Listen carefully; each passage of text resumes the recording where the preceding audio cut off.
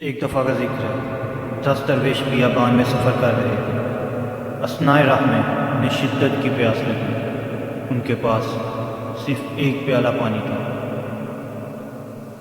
ہر ایک نے دوسرے کو وہ پیش کیا، مگر کسی نے نہیں پیا، یہاں تک کہ پیاس کی شدت میں 9 درویش دنیا سے رخصت ہو گئے۔ صرف ایک درویش رہ گیا۔ اس نے کہا، جب میں نے دیکھا کہ سب فوت ہو چکے ہیں اور صرف میں ہی رہ گیا ہوں، تو میں نے وہ پانی پی لیا، جس سے مجھے ہوش آیا اور توانائی محسوس ہوئی۔ کسی نے اس درویش سے کہا،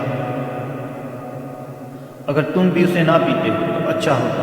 اس نے کہا، وہ شخص شریعت کو کیا سمجھتا ہے؟ اگر اس وقت میں اسے نہ پیتا اور مر جاتا تو میں اپنی جان کا قاتل ہوتا، وہ معاوضہ دار ٹھہرتا۔